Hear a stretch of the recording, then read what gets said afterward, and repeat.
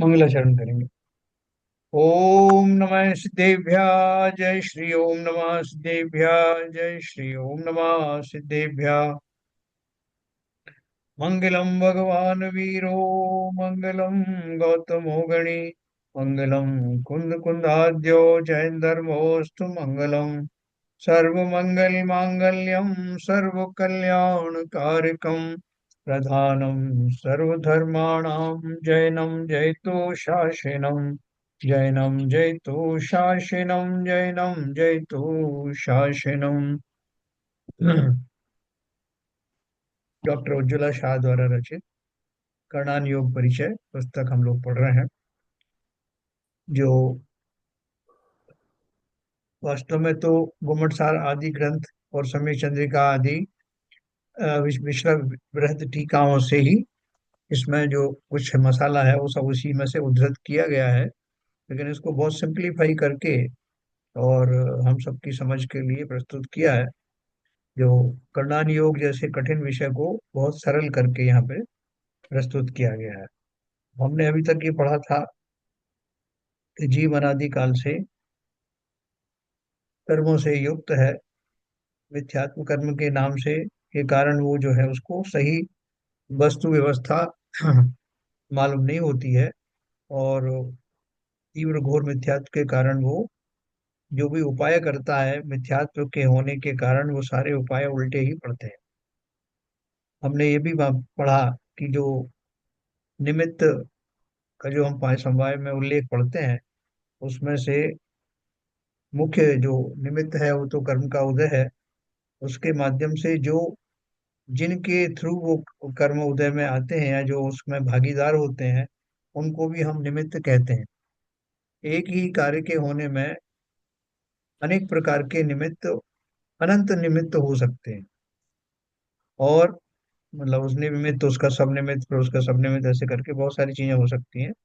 लेकिन मुख्य रूप से जो कर्म है उस पर आरोप आता है निमित्त बनने का, क्योंकि जीव के भावों का निमित्त पा करके वो कर्मों का प्रादुर्भाव होता है, जिनका आत्मा के साथ श्लेष्म संबंध होता है।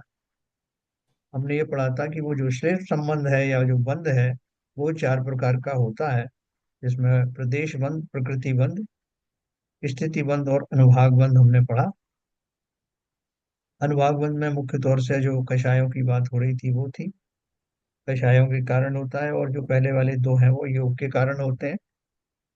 हाँ, जब तक अनुभाग बंध नहीं होता तब तक कर्म का फलदान शक्ति कुछ होती नहीं, इसलिए अनुभाग का होना आवश्यक है। ये हमने डिटेल में पढ़ा।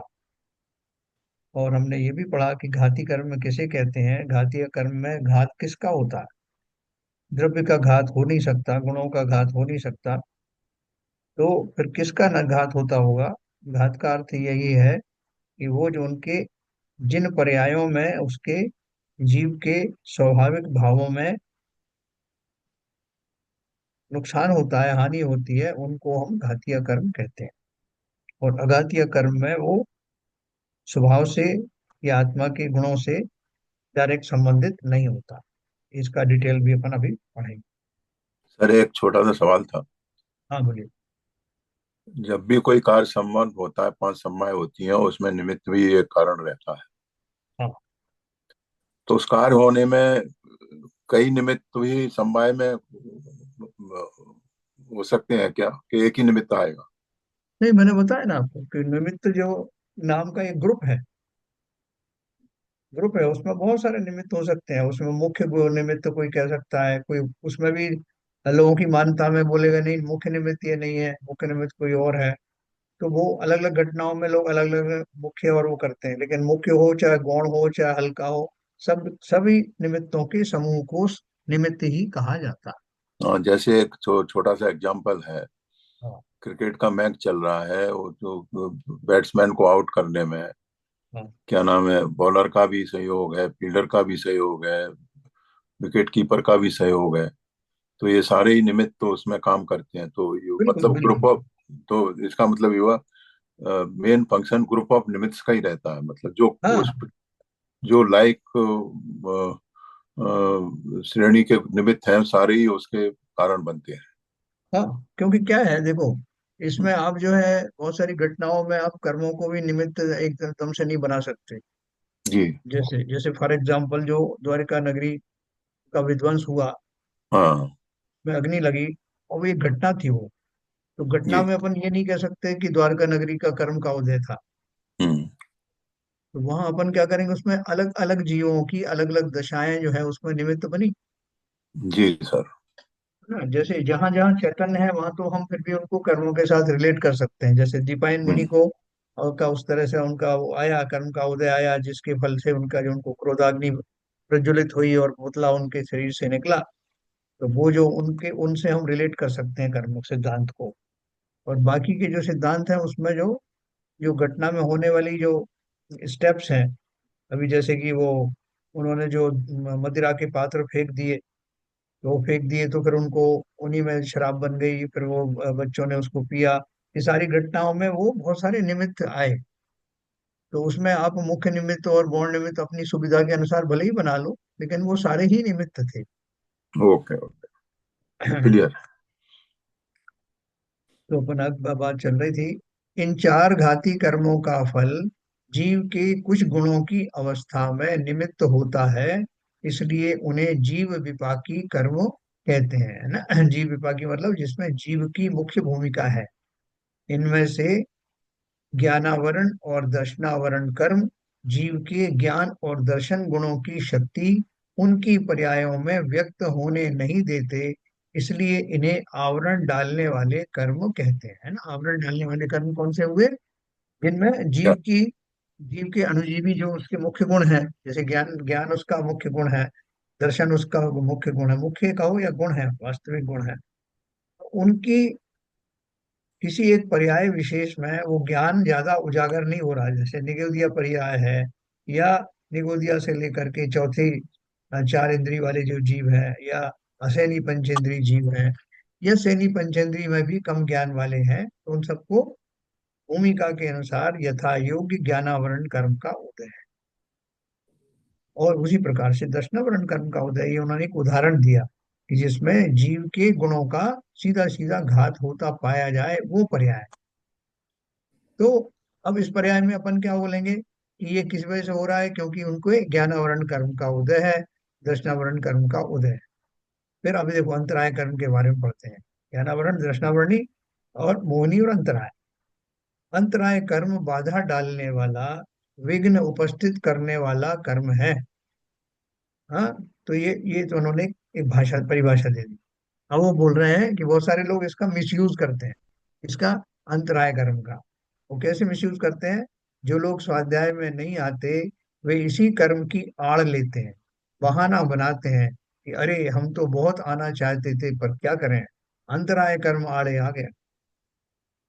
वो बहाना बनाने वालों को तो बहाना मिल ही जाता है। एक उन्होंने एक पासिंग कमेंट पास किया है। वे लोग सोचते हैं कि स्वाध्याय करने वालों को शास्त्र के वचन सुनाने से उनका समाधान होगा। वो बोल रहे हैं कि शास्त्र की भाषा में लोग इसलिए बोलते हैं कि जिससे हम उनके ऊपर ज्यादा उंगली ना उठाएं। तो शास्त्र में आने वाला जो भी शब्द है उनको अपनी सुविधा के अनुसार वो उसको प्रस्तुत कर देते हैं कि साहब क्या करें, अंतराय का उदय है। शास्त्र के वचनों का गलत अर्थ में प्रयोग करने से लिखा है, परंतु वे नहीं जानते कि शास्त्र के वचनों का गलत अर्थ में प्रयोग करने से वे अपने ही अज्ञान का प्रदर्शन कर रहे हैं। कौन सी बात कहाँ फिट होना चाहिए, बहुत सारे लोग आपने देखे होंगे कहीं का फार्मूला कहीं फिट कर देते हैं, है ना।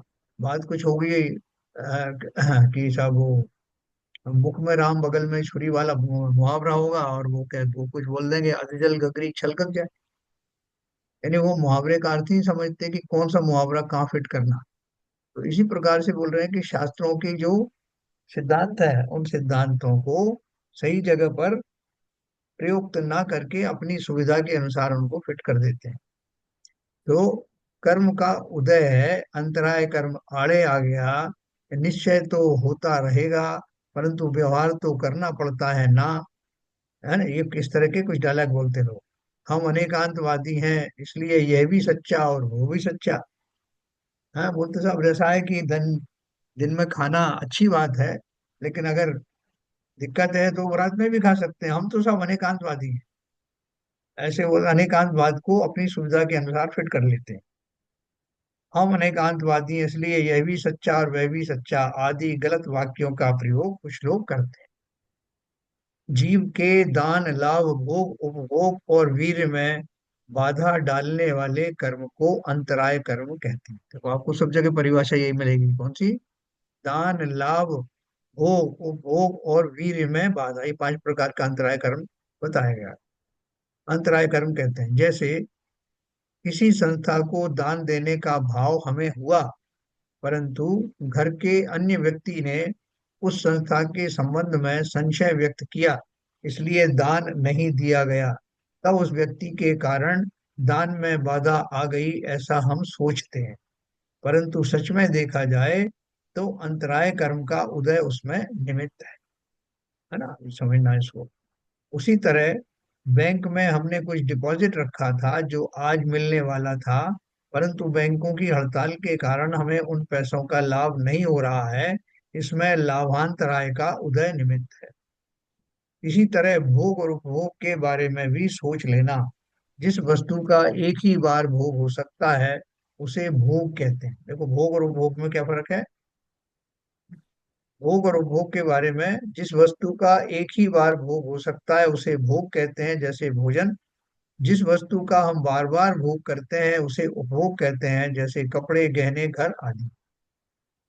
वास्तव में देखा जाए तो ऊपर बताए हुए दानादि जीव के गुण हैं। जीव, देखो ये बोल रहे हैं कि ये जो सब जो परिभाषाएं हुई हैं दान की, दान है लाभ है ये सब है, ये तो भौतिक जैसी लगती हैं। यानी जिसमें जीव का डायरेक्ट कोई गुणों का लेना देना नहीं। जैसा वो बैंक की हड़ताल हो गई तो साहब वो अंतराय हो गया, या किसी ने कुछ ऐसा कर दिया तो उसकी वजह से अंतराय हो गया, ये सारे तो भौतिक चीजों के बारे में व्यवधान आए ना।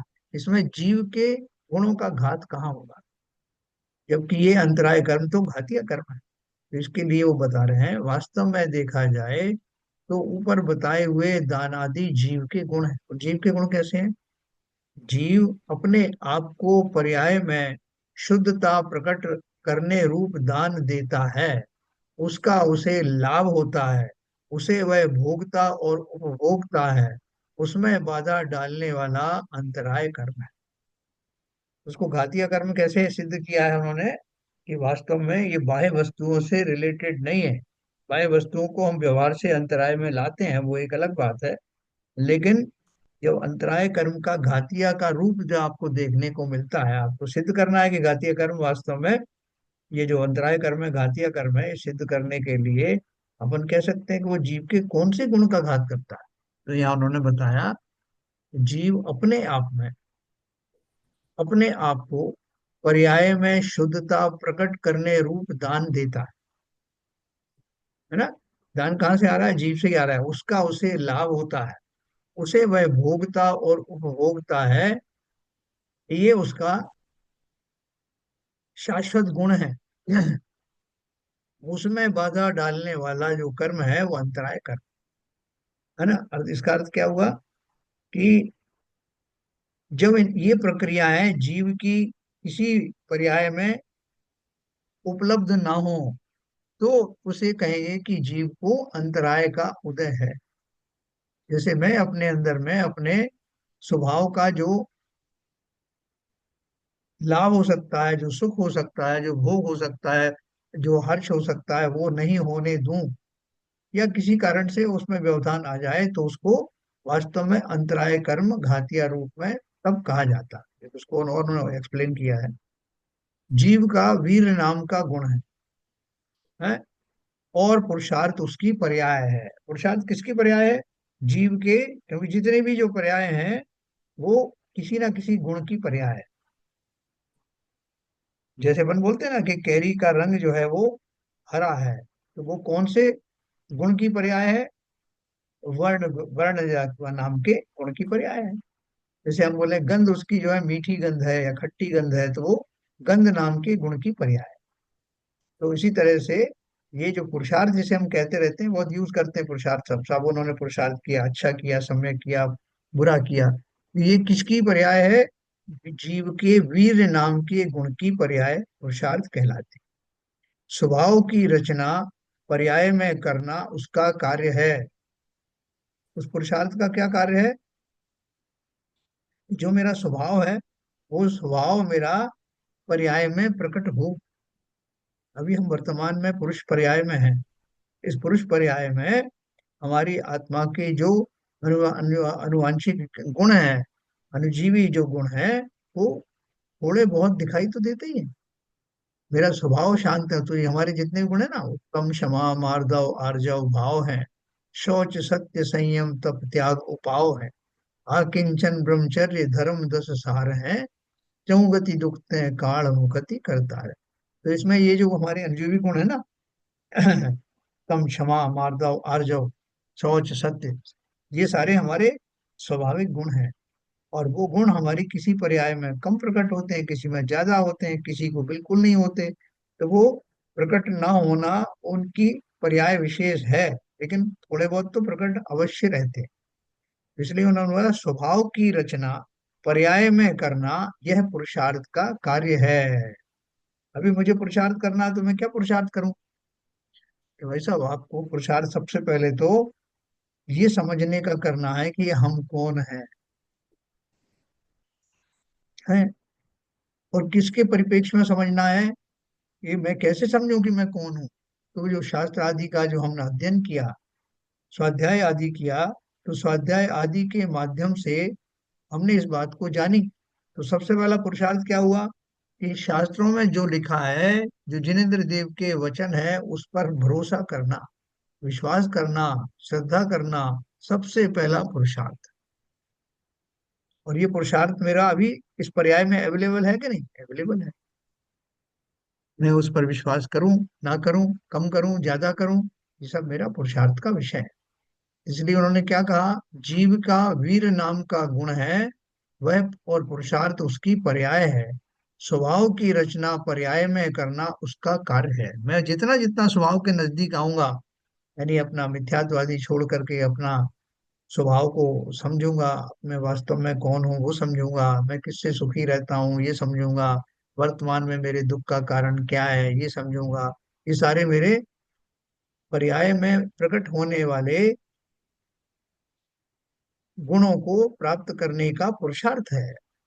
जीव का पुरुषार्थ प्रकट नहीं होता, तब अंतराय कर्म का उदय पाया जाता।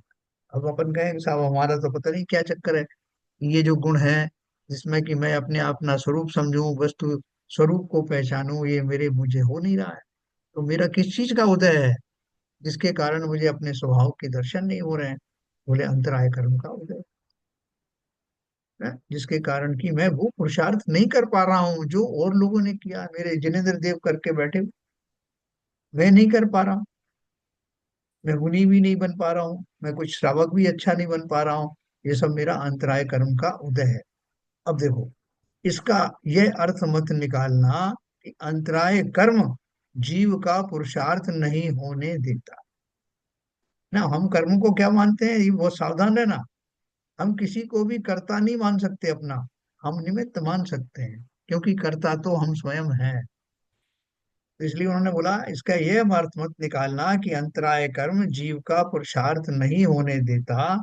जीव स्वयं पुरुषार्थ नहीं करता, तब निमित्त पर आरोप आता है कि अंतराय कर्म ने पुरुषार्थ नहीं होने दिया। है ना? हमसे कोई लड़ाई में कोई हमसे जीत जाता है, तो हम क्या बोलते हैं कि साहब वो शक्तिशाली था इसलिए वो जीत गया। हम ये सर बोलेंगे आवाज कि चली गई। हवा नहीं, चली आ गई। रही है, आ रही, आ रही, आ रही है, हाँ। आ रही है बहन जी। सबको आ रही है ना आवाज? हाँ, आ रही है। आवाज आ रही है सर। तो देखो, अपन क्या बोलते हैं कि जीव स्वयं पुरुषार्थ नहीं करता, तब निमित्त पर आरोप आता है कि अंतराय कर्म ने पुरुषार्थ नहीं होने दिया। मैं बात कर रहा था कि जैसे दो व्यक्ति हैं, उनमें से एक व्यक्ति जीत जाता है लड़ाई में, कुश्ती में, दूसरा हार जाता है। तो अब हम इसको दो तरह से कह सकते हैं कि सब जो सामने वाला था वो सर हमसे आवाज ज्यादा। चली गई मेरे उसमें। आप चेक करा लीजिए, आपके ही अब उसमें गया क्या? प्रॉब्लम है। आवाज आ रही है बहन जी। बाकी सब लोगों को आवाज हाँ। आ रही भाई? हरभजन साहब, आ, आ रही है सबको?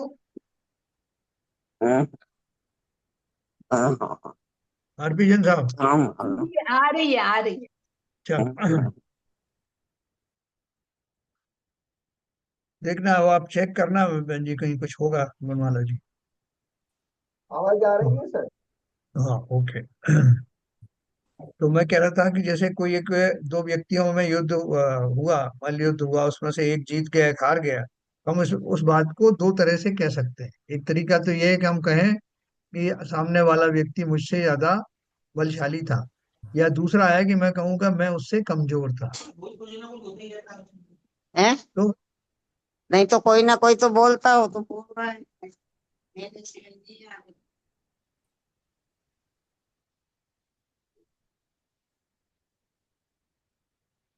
जीव तो इस तरह से हम बोलते हैं कि जीव स्वयं पुरुषार्थ नहीं करता। ऐसी तरह जो व्यक्ति कमजोर है वो कहता है हम कमजोर पड़ गए साहब। कमजोर पड़ गए मतलब उस समय जो युद्ध हुआ, उस युद्ध में मैंने पूरे पुरुषार्थ के साथ काम नहीं किया, इसलिए मैं हार गया। क्या करेंगे, मैं तो बोल रहा है।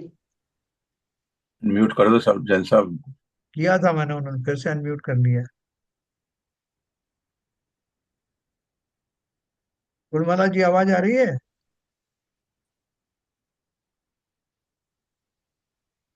हेलो?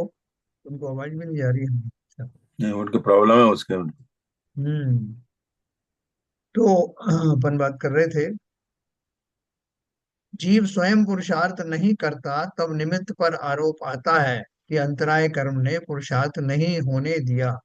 जहां जहां निमित्त को कारण कहा जाएगा, वहां वहां यह बात ठीक से ध्यान में रखना कि यहाँ निमित्त की उपस्थिति बताई जा रही।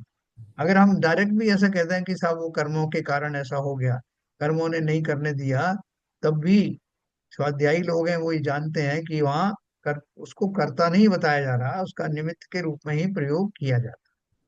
तो ये इन्होंने क्या बोल दिया कि जीव का पुरुषार्थ प्रकट नहीं होता तब अंतराय कर्म का उदय पाया जाता है ये ना? आवाज मैंने बोल दी, मोबाइल बदल दो, सिम बदल दो, बस यही करते रहो। ये इसमें है आवाज।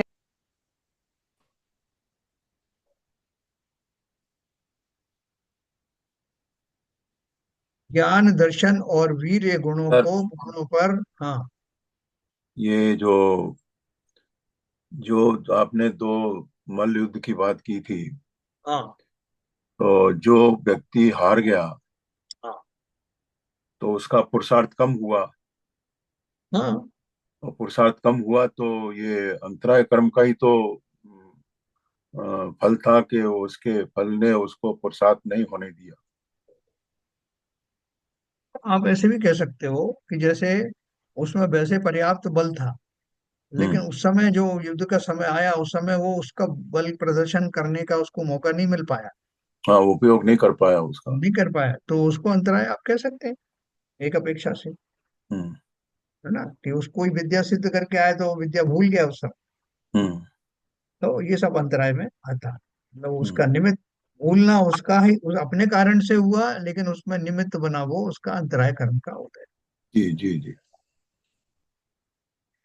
तो ज्ञान दर्शन और वीर गुणों पर पूर्ण आवरण कभी नहीं पड़ता। देखो, अभी इसको अपन अलग अलग पढ़ रहे हैं, फिर ये इसको मैं समराइज करूंगा। हम्म। जो तीन गुण हैं, कौन कौन से? ज्ञान दर्शन और वीर। ये बोल रहे हैं कभी भी ऑफ नहीं होते, पूरी तरह ऑफ नहीं होते। ज्ञान दर्शन और वीर गुणों पर पूर्ण आवरण कभी नहीं पड़ता।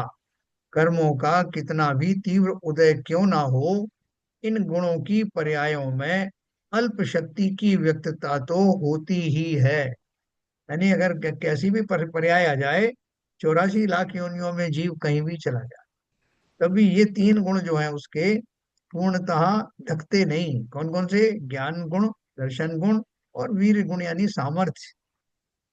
पूर्ण आवरण कभी नहीं पड़ता, कर्मों का कितना भी तीव्र उदय क्यों ना हो, इन गुणों की पर्यायों में अल्प शक्ति की व्यक्तता तो हमेशा होती ही है। सूक्ष्माति सूक्ष्म जीव में भी ज्ञान का अल्प उघाड़ अवश्य रहेगा। वे कभी ज्ञान दर्शन वीर आदि से रहित नहीं होंगे। है ना। जो जीव का जो सामर्थ्य है, वो सामर्थ्य तो बना रहेगा। किसी पर्याय में उसका बहुत कम उगाड़ हो उसका, निगोदी आदि जीवों की पर्याय में, लेकिन रहेगा जरूर। उसी के कारण तो चैतन्यता बनी रहती। घाती कर्मों में से मोहनी कर्म आवरण भी नहीं डालता। घाती कर्मों में से मोहनी कर्म आवरण भी नहीं डालता और बाधा भी नहीं डालता, परंतु श्रद्धा और चारित्र गुणों की पर्यायों में विपरीतता या विकार होने में निमित्त होता है। अपन ने चार कर्म पढ़े ना, चार घातीय कर्म। कौन कौन से? ज्ञानावरणी, दर्शनावरणी, मोहनी और अंतराय। तो अब इन्होंने ज्ञानावरणी दर्शनावरणी के बारे में थोड़ी चर्चा की ऊपर, फिर अभी अंतराय की। अभी बोल रहे हैं मोहनी कर्म क्या करता है। तो बोल रहे हैं मोहनी कर्म जो है अंतराय का काम नहीं करता। घाती कर्मों में से मोहनी कर्म आवरण भी नहीं डालता और बाधा भी नहीं डालता। आवरण डालना और बाधा डालना, ये दोनों चीजें अपन ने अंतराय के अंतर्गत पढ़ा था। परंतु तो क्या करता है वो? श्रद्धा और चारित्र गुणों की पर्यायों में विपरीतता या विकार होने में निमित्त होता है। जीव के मिथ्यात्वादी की दशा जो होती है वो श्रद्धा गुण की पर्याय है। और जो चारित्र की दुर्दशाएं होती हैं वो कौन सा? चारित्र मोहनी कर्म का उदय के कारण होती है। श्रद्धा की विपरीतता को मिथ्यात्व कहते हैं। सम्यक श्रद्धा और मिथ्या श्रद्धा। खोटी श्रद्धा, काय के बारे में खोटी श्रद्धा है? बोले साहब मैंने रस्सी को सांप समझ लिया था, सांप को रस्सी समझ लिया था, ये मेरा मिथ्यात्व है। अरे इस मिथ्यात्व की बात नहीं कर रहे। हम्म। ये तो मिथ्यात्व आपका वैसे भी अनजान में कभी हो सकता है। सम्यक दृष्टि जीव भी है, उसको नहीं दिखाई दिया प्रकाश में, तो ऐसा उसको भ्रम हो सकता है। लेकिन असली जो श्रद्धा गुण का खोटापन है वो ये है कि मैं अपने स्वरूप को ना जानकर चेतन को अचेतन, अचेतन को चेतन मान लेता हूँ, या अचेतन को भी चेतन मान लेता हूँ, या चेतन को भी अचेतन मान लेता हूँ। ऐसा ब्रह्म की जो स्थिति है, वही वास्तव में मिथ्यात्व दशा है। अगर मैं इस बात को मान जा समझ जाऊं कि मैं कौन हूँ क्या हूँ, तो ये छोटे मोटे जो भ्रम आदि होते हैं उनकी कोई वैल्यू नहीं है। वो तो किसी कारण से हो सकते हैं, आग आंख से अंधा हो जाए आदमी, या उसके हाथ पैर काम नहीं कर रहे हों, बहुत सारी चीजें हो सकती हैं। लेकिन वास्तविक अपने स्वरूप की भ्रांति होना, यही सबसे बड़ा अंधश्रद्धान है। जड़ आदि शरीर आदि को अपना मानना, अपना स्वरूप मान लेना, यही सबसे बड़ा अंधविश्वास है, यही सबसे ज्यादा खोटी श्रद्धा है। और स्व का स्वरूप प्रकट होना, स्व को स्व जैसा ही मानना, जैसे मैं हूं वैसा के वैसा दिखाई देना, इस बात पर विश्वास होना, और उसको उसी प्रकार से उसका एक्सेप्टेंस मन में बनाए रखना, ये श्रद्धा गुण की पर्याय का सम्यक होने का प्रमाण है। श्रद्धा की विपरीतता को मिथ्यात्व कहते हैं, और चारित्र के विकार को राग द्वेष कहते हैं। चारित्र बिगड़ गया, अर्थात क्या हो गया? विकारी भाव प्रकट हो गए, राग आदि हो गए, द्वेष आदि हो गए। अब देखो इसमें दोनों चीजें जुड़ी हुई हैं कि राग द्वेष आदि उत्पन्न होने के पीछे श्रद्धा गुण का विपरीतता होना आवश्यक है। राग द्वेष होंगे किससे? जीव अगर सम्यक दर्शन का धारी है, तो उसको जो राग द्वेष, जिस जाति के राग द्वेष की बात कर रहे हैं, वो राग द्वेष आदि उसके होने की संभावना नहीं है। आप कहोगे नहीं साहब वो तो चतुर्गुण स्थान में भी समय दृष्टि को भी राग द्वेष होते हैं। बिल्कुल होते हैं, लेकिन वो कौन सी जाति के होते हैं? वो अनंतानुबंधी जाति के नहीं होते, जो अपन अभी आगे पढ़ने वाले हैं। तो यहाँ उसी की चर्चा हो रही है कि श्रद्धा की विपरीतता से ज्ञान और चारित्र भी विपरीत होते हैं। इसलिए मिथ्यात्व शब्द में मिथ्या दर्शन, मिथ्या ज्ञान व मिथ्या चारित्र तीनों ही गर्भित हैं। अपन अलग अलग नहीं बोलते इसको। मतलब मिथ्यात्व अगर कह दिया तो इसका अर्थ क्या है? अब जब तक मिथ्यात्व है उसका सम्यक चारित्र तो हो नहीं सकता, ना सम्यक ज्ञान हो सकता है। इसलिए मिथ्यात्व शब्द जब तक हटता नहीं है, तब तक आगे की स्थितियां सुधरती नहीं।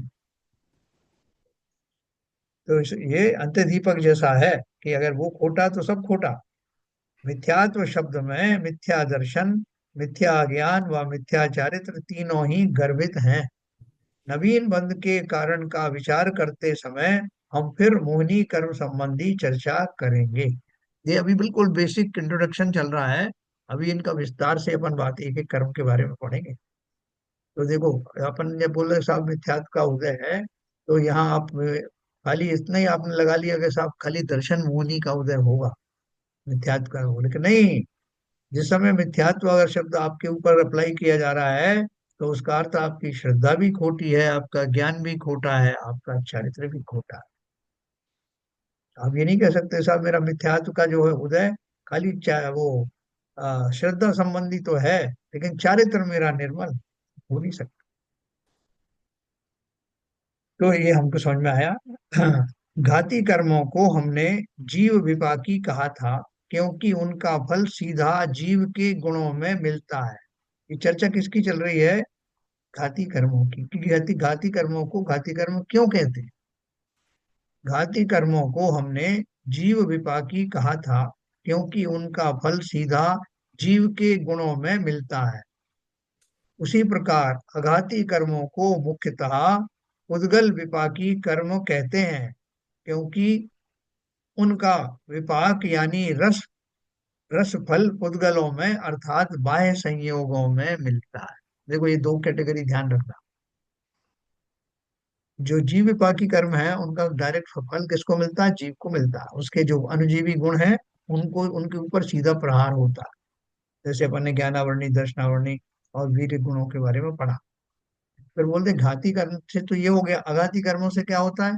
अघाती कर्मों का सारा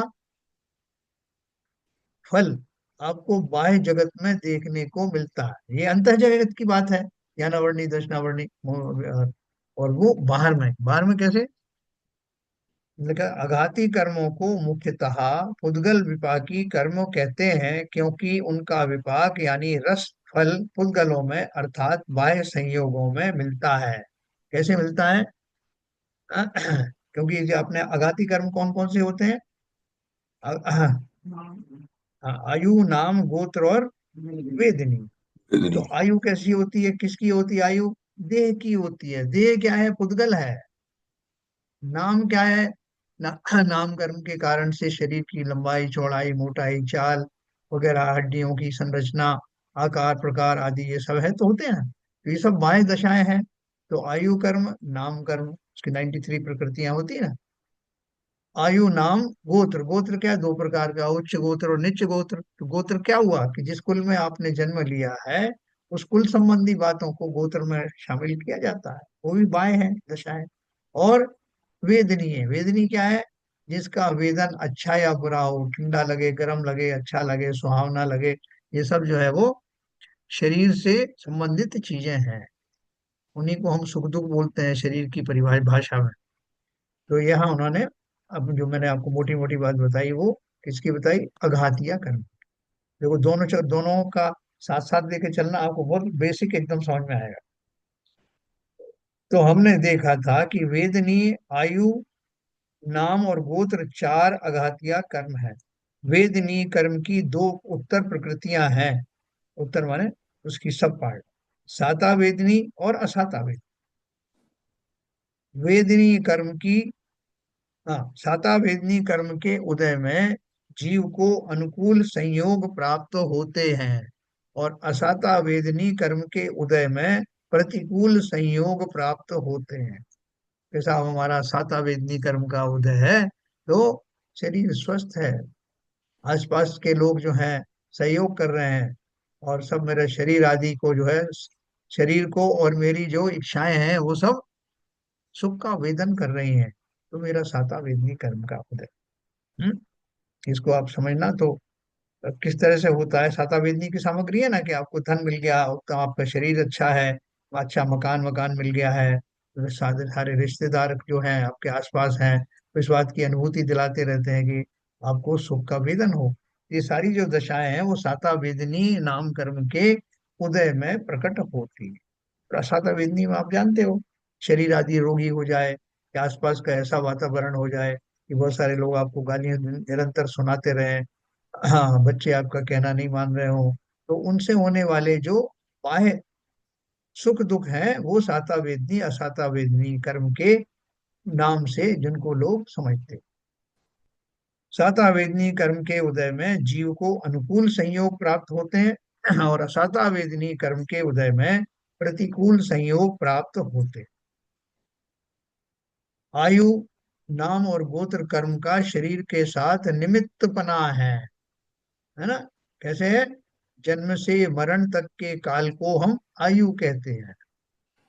सूक्ष्मता से देखेंगे तो मरण के अनंतर समय में विग्रह गति में ही नवीन आयु का उदय प्रारंभ होता है। जैसे ही मरण हुआ तो मरण समय के बाद में ज्यादा से ज्यादा 3 समय में वो जीव नई पर्याय में उत्पन्न हो जाता है। तो अब वो जो विग्रह गति रहती है, जिस काल में आप नई पर्याय में पहली पर्याय छूट गई और नई पर्याय आई नहीं, तो इस बीच का जो अंतराल है उस काल को विग्रह गति कहते हैं, है ना। पुरानी छूट गई, नई अभी आई नहीं है, इस समय में मिनिमम 3 समय लगते हैं, और चौथे समय में तो मैक्सिमम 3 समय लगते हैं, और वो जीव वहां तक पहुंच जाता है। ऋजु गति से जब कोई जाता है सीधी, या ऋजु गति जैसे ऊर्ध्व गमन करना है, तो उसमें 1 समय लगता है। सिद्ध बनने में कितना समय लगता है?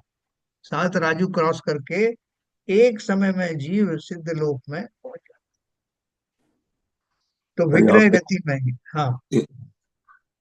जैसे जिस जीव का पर्याय बदली, हाँ। मरण हुआ, तो विग्रह गति से वो जा रहा है 1 समय या 3 समय से हाँ। दूसरी गति में पहुंचा, तो वहां से उसका नया जीवन शुरू हुआ। मगर उसकी उम्र तो जब उसका जन्म हो जाता है 9 महीने बाद, जैसे मनुष्य गति में, तो हम्म। वहां से शुरू होती है। तो ये बीच के पीरियड को क्या कहते हैं? हाँ देखो, अपन वही सब पढ़ रहे हैं, उसकी बारीकी पढ़ रहे हैं। अच्छा अच्छा। हाँ। सूक्ष्मता से देखेंगे तो मरण के अनंतर समय में विग्रह गति में ही नवीन आयु का उदय प्रारंभ होता है ना। जैसे ही जी। आपकी ये आयु छूटी, अपन कहाँ जा रहे हैं? जैसे मैं देव गति में जा रहा हूँ, तो मनुष्य पर्याय छूटी, और अब अगले ही समय में देव गति में जा रहा हूं, तो वहीं से देव गति का काउंट डाउन शुरू हो जाएगा। वो अगला समय मेरा देव गति में ही काउंट किया जाए। उन्होंने ये लिखा, देखो, सूक्ष्मता से देखेंगे तो मरण के अनंतर समय में विग्रह गति में ही नवीन आयु का उदय प्रारंभ होता है। देवायु, मनुष्यायु, तिर्यंचायु और नरकायु, ऐसी आयु कर्म की 4 उत्तर प्रकृतियां हैं। आयु के 2 भेद हैं ना, 4 तरह की है ना, 4 गतियों में अपन जाते हैं। तो इसलिए उन्होंने एक पंचम गति भी एक बताई। पंचम गति कौन सी है? मोक्ष, है ना। मोक्ष को पंचम गति इसलिए कहते हैं क्योंकि संसारी ये 4 गतियों के अभाव में होने वाली जो गति है, उसका नाम पंचम गति रखा। पूजन वूजन में सब में इस्तेमाल करते हैं ना। तो देवायु, मनुष्यायु, तिरंचायु और नरकायु, ऐसी आयु कर्म की 4 उत्तर प्रकृति हैं। आयु के 2 भेद हैं, एक भुज्यमान आयु और दूसरी बध्यमान आयु। हम अभी मनुष्य पर्याय में हैं, अर्थात मनुष्य आयु भोग रहे हैं। यह हमारी भुज्यमान आयु है। जो भोग रहे हैं वो भुज्यमान है। वर्तमान में जिस आयु कर्म का उदय चल रहा हो उसे भुज्यमान आयु कहते हैं। हमारे इस भव में हम भविष्य के एक भव संबंधी आयु बांधते हैं, उसे बध्यमान आयु कहते हैं।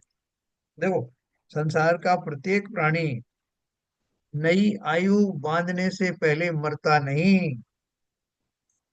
मरने से पहले कहते थे अपनी जायदाद लिख जाना, अपनी वसीयत लिख जाना, मरने से पहले क्या काम कर जाना। बोल रहे ये आपका अपरिहार्य है, आप कभी इससे अलग हो नहीं सकते। मरने से पहले जीव, अपन अभी ये भी पढ़ेंगे कि आयु जो बंद होती है तो कौन कौन से पॉइंट्स होते हैं उसमें, उनके जो बंद काल कौन कौन से होते हैं। और वो अगर वो फिर भी बंद नहीं होता उस पर्याय में, तो अंतिम अंतर मुहूर्त में तो अवश्य ही अगली पर्याय की आयु का बंध हो ही जाता है। बिना उसके तो कोई मर नहीं सकता। जैसे आप जी मर गया, अब वहां वाला कंफ्यूज बैठा हुआ है उस शरीर में कि अब मैं कहाँ जाऊं, ये शरीर तो मर गया, अभी कहाँ जाऊं। तो ऐसी कोई कंफ्यूजन की स्थिति नहीं होती। सारा ये पूरा प्रकृति का जो नेटवर्क है वो बिल्कुल पूरी तरह से फूल प्रूफ है कि जीव मरेगा तब कहाँ जाएगा, उसके कर्मों का निर्धारण कैसे होगा, उसको दिशा कैसे दिखाई देगी कि कहाँ जाना। बोले साहब वो जो जीव मरा, अब वो जा रहा है निगोदिया पर्याय में। मनुष्य था, निगोदिया पर्याय में जा रहा है, उसका ज्ञान भी इतना कम हो गया, आपने इतना कम कर दिया उसका ज्ञान, अब उसको कैसे मालूम पड़ेगा कि मुझे कहाँ जाना। तो बोले आप उसकी चिंता ना करो, प्रकृति में पूरी व्यवस्थाएं हैं। वो जो आपका कर्मांड शरीर है उसमें वो व्यवस्था है, उस चिप में भरा हुआ है कि आप कहाँ जाएंगे, क्या बनेंगे। तिरंज आयु में भी जाएंगे तो कौन सी स्वान बनोगे, हाथी बनोगे, घोड़े बनोगे। और उसमें भी अब घोड़े में भी बहुत सुंदर घोड़ा बनोगे कि ऐसा बनोगे कि आपके ऊपर बोझा लादा जाएगी। ये सारी चीजें जो है कोडिफाइड होती हैं। तो तो इतना बढ़िया रहस्य है कि आप जैसे जैसे इसको जानेंगे आप दंग रह जाएंगे कि क्या प्रकृति की कितना बढ़िया उसका अरेंजमेंट है। उस अरेंजमेंट का हम लाभ नहीं उठा पाते। क्रिकेट के गेम में खिलाड़ी वही जो है सक्सेसफुल होता है जिसने उसके रूल्स बहुत अच्छी तरह से जाने हो, और उन रूल के आधार पर कहाँ फाउल होता है, कहाँ से रन बनते हैं, उसको पूरा ज्ञान हो। इस संसार की जो जो जितनी भी सृष्टि है, जिसके ये नियम है, कैसे जीव कहाँ जाता है, क्यों जाता है, क्या क्या सुख दुख मिलता है, उनसे कैसे पार पड़ता है, ये सारे कोडिफाइड नियम है, शाश्वत नियम है। उन सब नियमों को हमें बहुत बारीकी में जाने की जरूरत नहीं है। लेकिन हाँ, मोटा मोटा तो वैसे भी जिज्ञासा होती है कि भाई हमारा क्या होता है, मरने के बाद जीव कहाँ जाता है, वहां से फिर कैसे जाता है, किस तरह से संसार से पार होता है, किसी को सुख किसी को दुख क्यों मिलता है, कोई अमीर गरीब कोई क्यों होता है, कोई जीवन भर स्वस्थ क्यों होता है, ये सारी बातें जानने का मन में भाव होता है। तो इसलिए जानने के लिए हमारे पास ये सब थ्योरी है। अनेक धर्मों ने अपने अपनी थ्योरी बनाई हुई है कि यही थ्योरी, वही किसी तरह से सृष्टि का निर्माण किसी ने नहीं किया। सृष्टि कैसी चलती है उसका लोगों ने जो अपने अनुभव के बेसिस पर, अपने अनुमान के बेसिस पर, अपने आगम के बेसिस पर, जो उनके पास आगम है, ये अपनी अपनी थ्योरी बना रखी है। और जो जैनिज्म है वो फुल प्रूफ है, जो कि तर्क की कसौटी पर कस करके देखा गया तो माना पाया गया कि यही फुल प्रूफ थ्योरी है जिसमें वास्तविक संसार की दशा का और नियमों का पूरा पूरा लेखा जोखा है। तो वर्तमान में जिस आयु कर्म का उदय चल रहा हो उसे भुज्यमान आयु कहते हैं। हमारे इस भव में हम भविष्य के एक भव संबंधी आयु बांधते हैं, उसे बद्धिमान आयु कहते हैं। सिर्फ एक अगली पर्याय की ही आयु बांधोगे, ये नहीं कि उससे आगे की बांध लो। नाम कर्म की 93 उत्तर प्रकृतियां हैं, शास्त्र में अब इसे चित्रकार की उपमा इसका दी ऊपर का है। पैरा रह गया सर। नहीं कह रहा, रह लेकिन गया ना। वर्तमान में जिस आयु कर्म का उदय चल रहा हो उसे हाँ ठीक। बुद्धिमान आयु कहते हैं। ठीक है। नाम कर्म की 93 उत्तर प्रकृतियां हैं, शास्त्र में इसे चित्रकार की उपमा दी है। जिस तरह चित्रकार चित्र विचित्र आकार एवं रंगों की रचना या चित्रण करता है, उसी तरह नाम कर्म के उदय में गति, जाति, शरीर, संगनन, संस्थान, शरीर का स्पर्श, रस, गंध, वर्ण आदि शरीर संबंधी फल मिलता है। देखना पैकेज क्या मिला नाम कर्म में। अर्थात शरीर की लंबाई। जैसा अब मैंने बहुत कोशिश करी, मेरी हाइट नहीं बढ़ी। किसी ने बिल्कुल कोशिश नहीं करी और वो 7 फुट का हो गया। ठीक है, तो ये कौन निर्णय करेगा, कौन कराता है। बोले साहब वो बहुत लटका था इसलिए वो उतने लंबा हो गया, और वो जो बिल्कुल ने लटका ही नहीं वो भी लंबा हो गया। तो कारण कुछ और है ना। तो क्या बोल रहे हैं, शरीर की लंबाई, रंग रूप, हड्डियों की मजबूती, अवयवों की रचना, चाल, स्वर, श्वासोच्छ्वास, यश अपयश आदि अनेक बातें होती हैं। इतना ही नहीं, तीर्थंकर प्रकृति भी नाम कर्म का ही भेद है। देखो इसमें जो एक मैंने लास्ट की बात बता रहा हूँ, यश अपयश, कहते हैं, हानि लाभ जीवन मरण यश अपयश विधि हाथ। ये रामचरितमानस की चौपाई है। हानि लाभ जीवन मरण यश अपयश विधि हाथ। विधि माने प्रकृति। और वो प्रकृति क्या है? यही प्रकृति है जिसका, जो मैं नाम कर्म के रूप में जिसका बखान करता हूँ। हमें कितना यश इस पर्याय में मिलना है, कितना नहीं मिलना है, वो सब मेरे ही पूर्वकृत कर्मों के आधार पर होता है। अगर आपके बेटे ने आपकी बात मानना बंद कर दिया, पत्नी आपसे उन्मुख हो गई, तो ये सब कारण भी आपकी कोडिफाइड है। इसलिए उससे दुखी मत होना। जैसे अब कल तक तो मेरा बेटा श्रवण कुमार था, आज पता नहीं क्या हो गया, वो इस तरह की भाषा बोल रहा था। हमारे तो भाग ही फूट गए। भाग भाग क्या फूट गए? हानि लाभ जीवन मरण यश अपयश विधिहार। मैंने कह रहे पूर्व कर्म में, क्योंकि जो आज मेरा बेटा है वो हमेशा से बेटा नहीं था। मैं जिसका पिता हूँ, हमेशा से नहीं रहा। कितनी पर्यायें बदलती रहती हैं, ये तो सब संयोग हैं। इन संयोगों में सभी जीव अलग अलग नाम से जन्म लेते हैं। कोई भाई बन के आया है, कोई बहन बन के आया है, कोई पत्नी बन के आया है, और उसकी एक सीक्वेंस चलती है।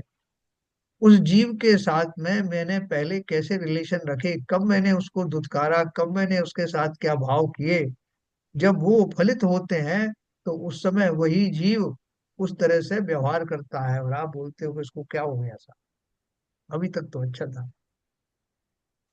ये ये तो सारी केवल घटना। ज्ञान, हाँ, केवल बोलिए। ज्ञान प्राप्त होने से पहले तक की सारी जो भव हैं सब पहले हाँ, से डिसाइडेड होते हैं, तो उसी के हिसाब से हर पर्याय में इंसान इंसान या वो आत्मा या जो भी जीव है वो कर्म करता जाता है और नई पर्याय बनती जाती है एक एक।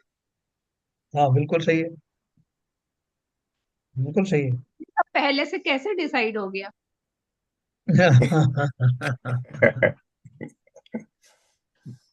देखो डिसाइड करने वाला कोई और नहीं है कि कोई बैठा हो जो एक एक को अलॉटमेंट लिस्ट दे रहा हो कि भाई आपकी ये 10 पर्याय में लिख के देता हूँ, इसके बाद ये पर्याय हो, इसकी वो पर्याय होगी।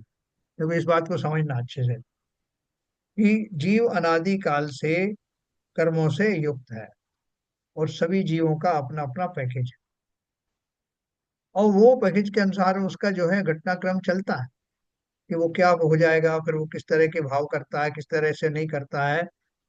अब ये बात जो है हमको तो पता नहीं कि हमारा क्या क्या भविष्य है, लेकिन हम अपना जो पुरुषार्थ करते हैं, जिस रूप में करते हैं, वो वैसा ही होता चला जाता है, जिसे हम अपनी डेस्टिनी कहते हैं। जैसा मुझे मिलना होता है मैं उसी तरह के कार्य भी करता हूँ। ये बात कौन जानता है? केवल ज्ञानी को पता है कि ये जीव क्या क्या करने वाला है। जैसे इसको पास होना है, फेल होना है, अपन किसी के पास जाए तो वो तो ये कहेगा साहब कि पढ़ेगा तो पास होगा, नहीं पढ़ेगा तो फेल हो जाएगा। तो केवल ज्ञानी को ये पता है कि ये व्यक्ति पढ़ेगा भी और पास होगा, या नहीं पढ़ेगा फिर भी पास होगा। जो हमारी डेस्टिनी वो उनको दिखाई देती है, वो करते कुछ भी चेंज नहीं है। बहुत सारे लोग इससे बड़े घबरा जाते हैं कि अगर साहब केवल ज्ञानी को सब चीज मालूम है कि मेरा अगली स्टेप क्या होगी और क्या होगी, फिर तो हम परतंत्र हो गए, गुलाम हो गए। फिर तो हमारे पास करने लायक कुछ रहा ही नहीं, क्योंकि जो उन्होंने जाना है वही वही हम करने वाले हैं। जो उन्होंने जाना है वही हम करने वाले नहीं, जो हम करने वाले हैं उसी को वो जानते हैं। सिर्फ उनके ज्ञान में आया है इसलिए हमें ऐसा करना पड़ेगा, ऐसा नहीं। जो हम करने जा रहे हैं, जो हम करेंगे, हमारी डेस्टिनी के हिसाब से जो हमारी क्रमबद्ध पर्याय होगी, उसके अनुसार जो कुछ भी होना होगा वो पहले से जानते हैं। उनको मालूम है कि कैसे करेगा वो उनके ज्ञान के हिसाब से हमें करने की बात नहीं। हमारे जो कुछ भी होगा कार्य उसे वो जानते। जब हमने वो कार्य शुरू भी नहीं किया तब भी उनको पता है कि हम क्या करने वाले। ये ज्ञान की उनकी विचित्रता है, ज्ञान की स्वच्छता के कारण से ऐसा होता है। हाँ नीरज जी, और कुछ आपका है, शंका है? नहीं, शंका तो नहीं है, लेकिन मतलब अभी भी मैं ये क्लियर नहीं हो पाती हूँ कि सब हाँ, कैसे ये पहले डिसाइड हो गया अनादिकाल से। ठीक है हम हैं, लेकिन मतलब ये कैसे डिसाइड हो गया ये कि हम उसी हिसाब से भी कर्म करते भी जा रहे हैं, उसी हिसाब से हमें भव मिलते भी जाते हैं? मैं अपने आप में मतलब कन्विंस नहीं हो पाती हूँ इस बात से कि क्या हाँ, हुआ ये।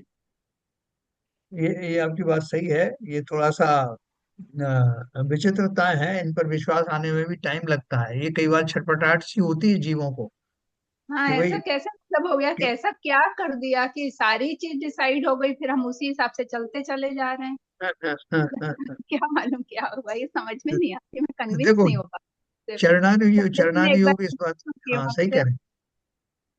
चरणान योग तो इस बात को मानता नहीं है, इसलिए बहुत सारे जो है इस बात को कहने में बचते हैं।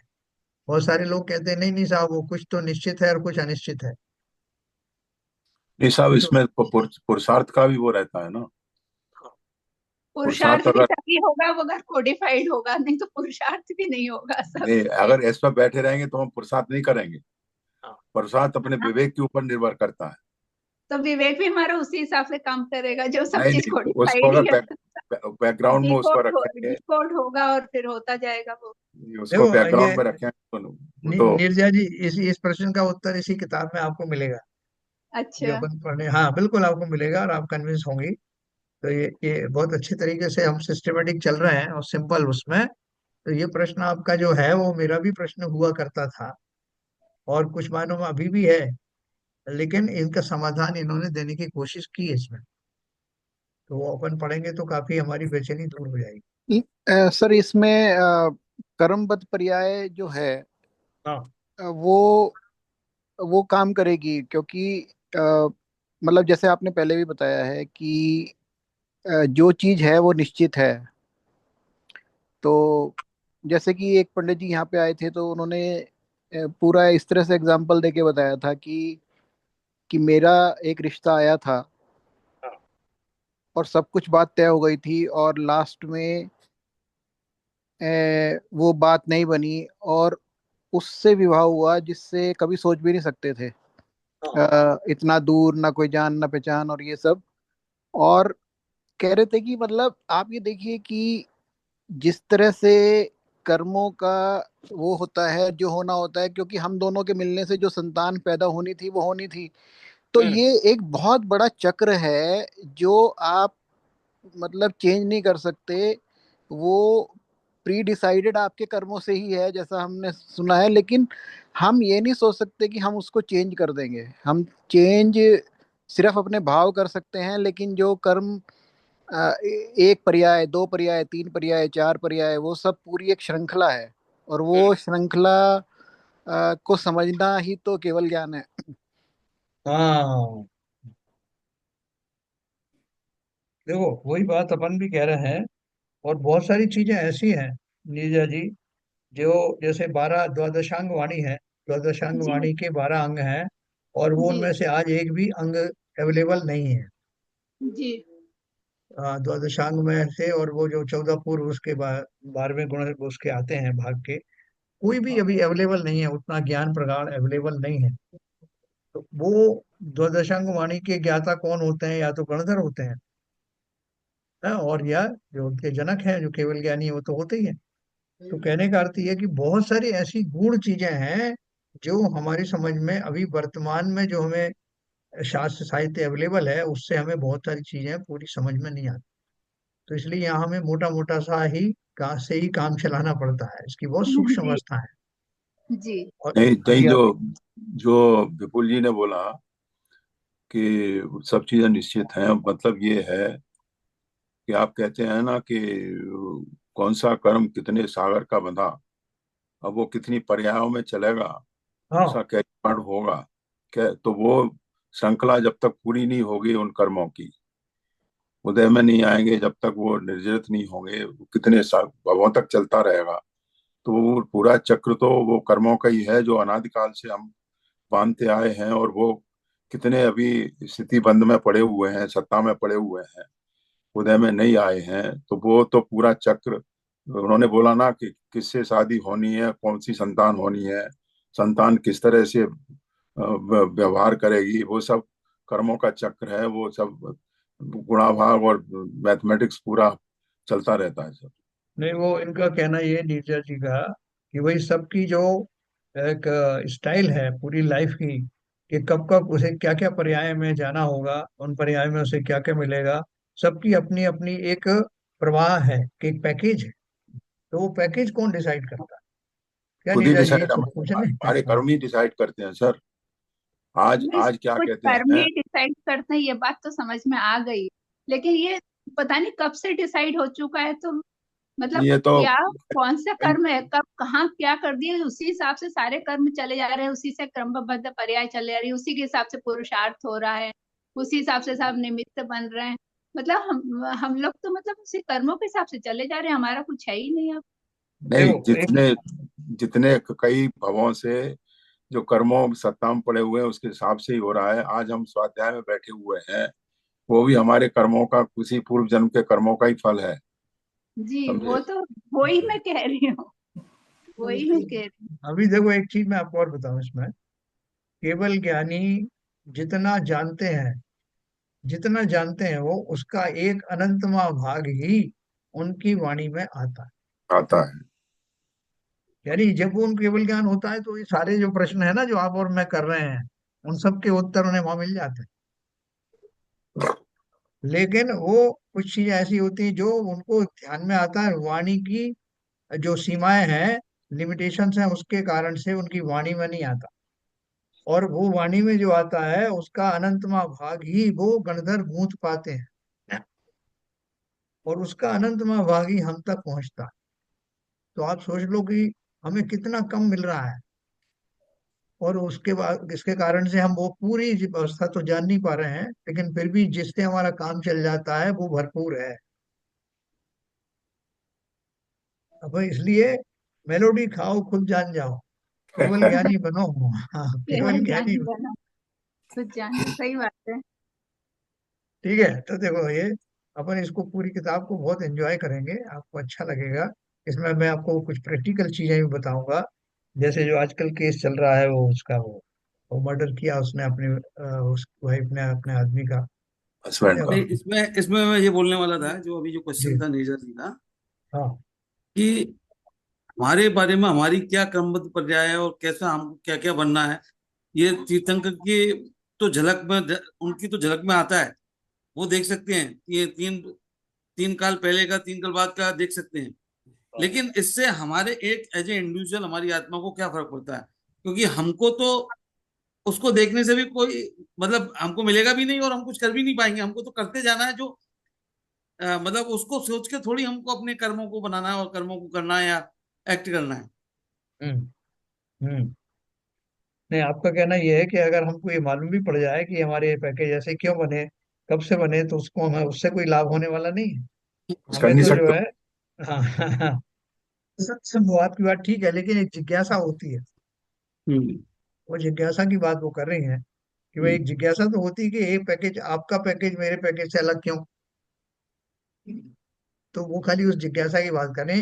अंत तोक्तवा तो हमें इस जन्म मरण की संतति से मुक्ति चाहिए, और उसके लिए हम ये सब इसका आलम्बन ले रहे हैं कि भाई कुछ भी हो, हमारा पैकेज कैसा भी रहा हो, लेकिन हम सबको तो अंत में जा करके इन सब कर्मों से मुक्त होना है। क्या नीरजा जी, ये बात तो हमारी सबकी एक ही है ना? जी, ये बात तो एक ही है। बस। तो अपन तो इस उसके ऊपर चलते रहे, और बाकी की चीजें क्यों हुई हैं वो अपन जब केवल ज्ञानी बनेंगे तब सब जान जाएंगे। हाँ, वो तो सही बात। और उस बीच में बहुत सारे ऐसे अभी मुकाम आएंगे। अभी जैसे अभी इसी पंचम काल में जो भी शास्त्र अवेलेबल हैं उनका भी अभी हमने पूरा आलम्बन लिया नहीं।